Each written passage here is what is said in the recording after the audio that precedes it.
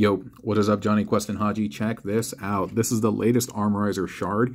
In today's video, we're going to be kind of comparing and contrasting him with the other Armorizers, Boulder Crash and Magnius. Doesn't this dude look like he should be Magnius because he has all this like magma running over his body? And this dude who's supposed to be like this big giant burly rock, shouldn't this dude be Boulder Crash? No? No? Feel me? No?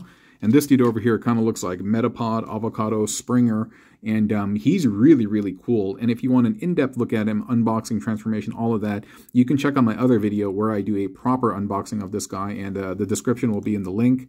And yeah, but let's take a look at these dudes. But you know what, before we even look at all of that, dude, if I saw this squad over here and you told me that they were a team, I would think back to Combiner Wars and be like, oh yeah, it makes perfect sense. We got the little dude who's clearly going to become a weapon, and he has a case in point holding over here, and I'd be like, oh yeah, that's the handle, and that's all blah, blah, blah, blah, blah, blah, blah, blah, blah, blah, blah, blah.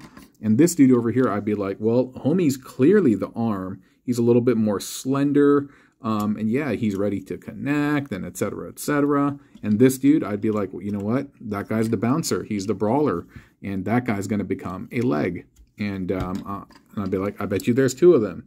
And even the way the front of the car looks, there's like a little port where you can add a foot, you know. And so I would want to believe that, you know, I want to believe like those alien stickers and UFOs. Like I want to believe that they combine, but I don't think they do. I really don't think they do. Yeah. And so, you know, we'll talk a little bit about Magnius over here and kind of showcase the parts that come apart. These tires, they come off. And always the left one is way tighter than the right one for some reason on all three of my Magniuses. And yeah, that's a subtle flex over there on all three of my Magniuses. But this is it.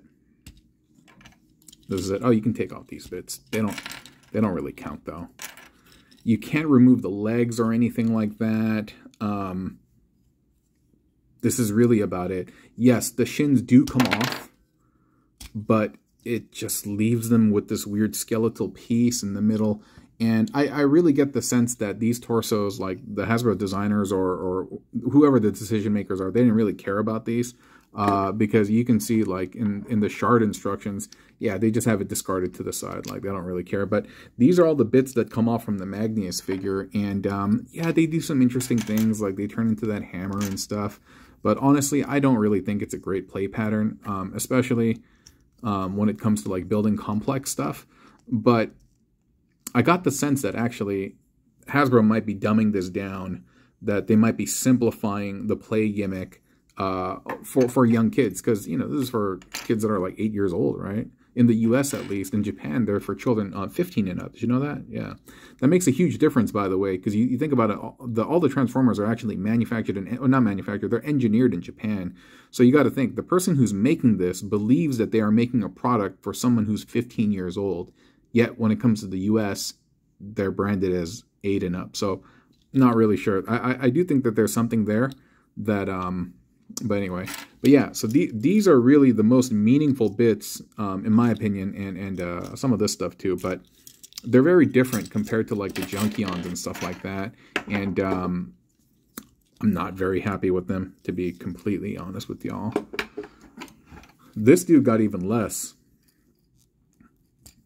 This pops out, and like, yeah, he could turn into some like weird Swiss Army knife looking thing, but like it's not very impressive, and I'm not even going to bother transforming this right now. I do like my fan mode versions of him better, where I pop off the limbs and I kind of reappropriate them. But here, when we look at Shard has some more traditional like ways that he can dismember himself. That was a bad way to put it. He has a more traditional way of coming apart, and I guess it'd be most similar to like Scrap Hook or something like that, and almost like a hybrid, if you will, between Scrap Hook and Crash Bar. This arm vaguely resembles Crash Bar's. It's missing some functionality though. Like there isn't a port on the back. There's only a port on one side versus the other. The arm can only bend one way. So definitely limitations compared to Crash Bar's arm. Crashbar's arm is arguably one of the best pieces in the Junkion, and just Crashbar as a whole might be one of the best bits in the Junkion squad to build with. But yeah, these do come off. The legs come off, and what's really great is, thank Primus and Unicron, there is actually a hole on the bottom of the foot. Homie got nothing over here. Like, this is the foot of Magnius. And, dude, he got Nada, bruh. He got Nada. Yeah, he has that one bit that's used for... what is that used for? Oh, I think it's to store this. Yeah, like in alt mode. But, boo diddly, dude. So, yeah, dude. Like, almost all the bots in the latest line, the War for Cybertron Legacy, all that stuff, they all have ports on the bottom of their feet. These guys do not, and I think it's very strange. But, yeah, he has them on the front. He also has them underneath over here. These bits that also just kind of come off, and they just become, I don't know.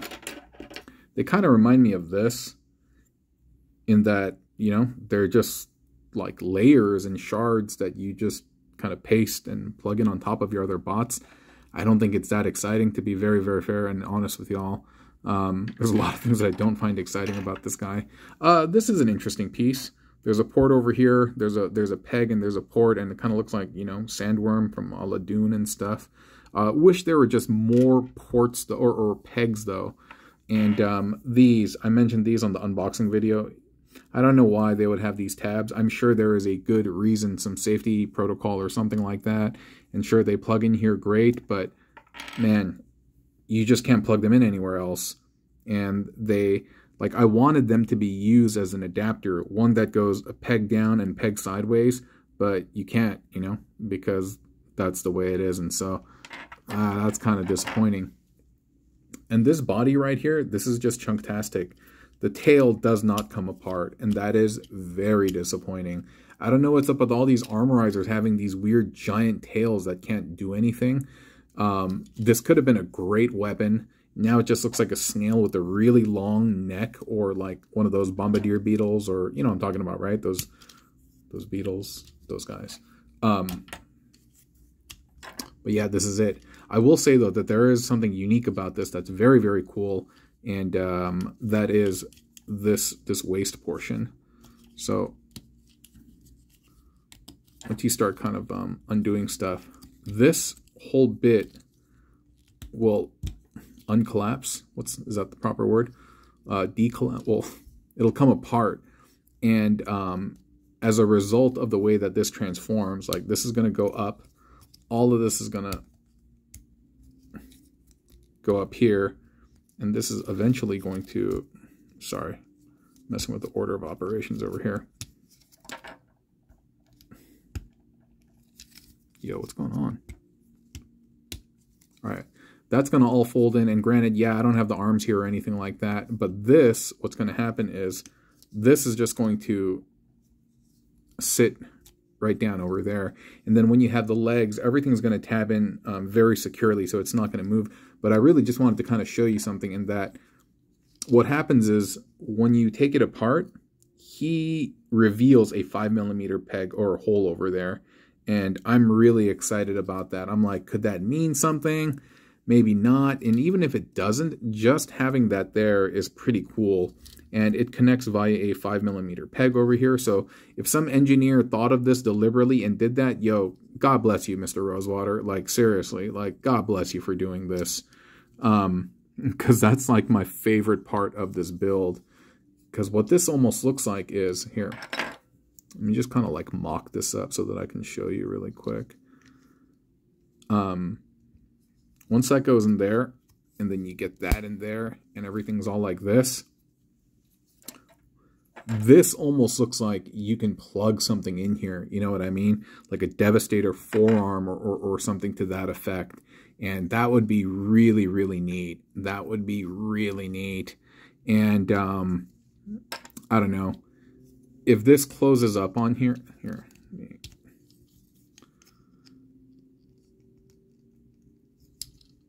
like these two will kind of close up on each other, and then they'll do that, and this is all secure. but there isn't really, like, unless there's like a clip or something that goes in here that fits very specifically in there, there is no 5mm connection point on this side. There are on the side over here, and so yeah, so I could almost imagine, like, if you had a forearm down over here, this could plug in sideways. But anyway, this does appear promising. I'm wondering if I can attach 2 helicopters together utilizing this port. That's something I'm going to mess around tonight at home.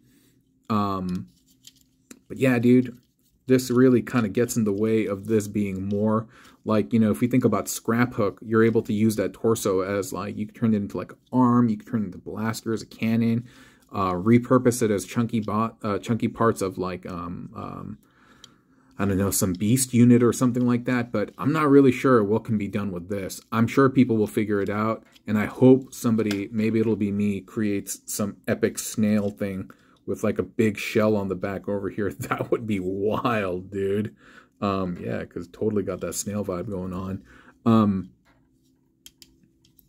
But yeah, he is the most versatile of the 3. And like I said, like, this dude, I don't know, he got his own thing going on. I will say this tab over here, that fits in here, you know. I don't even remember how he transforms, by the way. I want to say his legs spin around like that. Yeah, okay. And then these come up, and these tab in here. That's great. That's wonderful. And there is, where is that?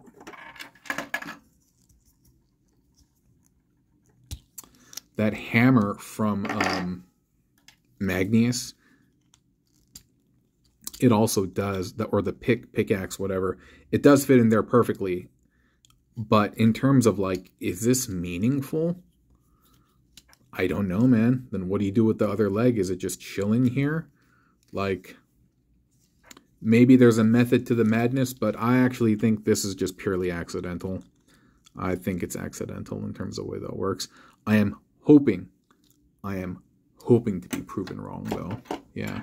I'm trying to see if there are other, like, bits and slots where this would, like, work. And no, it doesn't fit into any of these bits.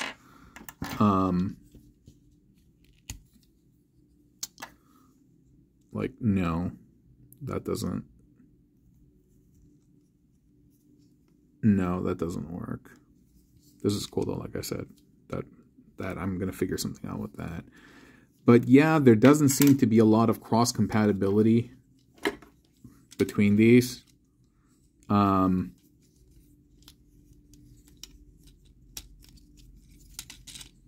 sure I'll figure something out later, but for the time being, yeah, man, there's, I don't know. He also has his limitations, but still very, very, very thankful for what he can do.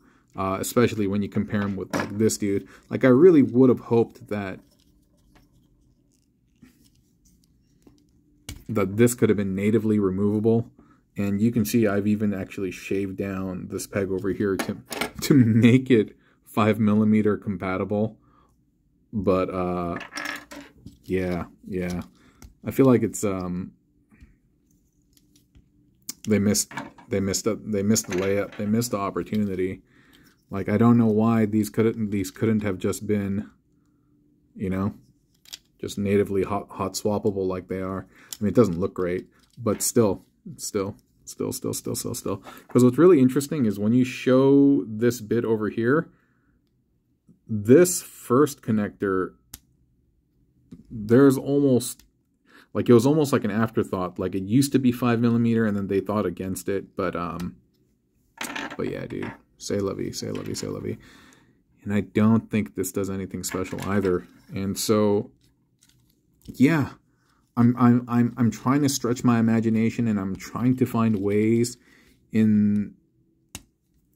for these armorizers to all connect. But I got nada right now, man. Nada. Yeah. And I'm not really going to try to build something with him right now either, just because I'm out of time right now. I got to bounce, actually. But who knows? Maybe I'll be able to figure out something in the evening, and I will be back tomorrow with some clackety-clack, some new action and some new builds, and we shall see. We shall see. So maybe this isn't really a deep dive. Maybe this is just me just kind of like flummoxing and messing around. But whatever it is, dude, it is what it is. And more importantly, I hope you were entertained, and I hope you enjoyed this video. But yeah, there aren't too many ways this guy, or I can't really find any particular way, meaningful way at least, to get these guys to converge. Who knows? Who knows? We'll give it time. We'll figure it out, because that's how rocks work, right? They erode over time. You give them enough pressure, they kind of figure some stuff out. So yeah, perhaps tonight I'll get something done. We'll see. Okay. Talk to you soon, friends. Adios. Bye.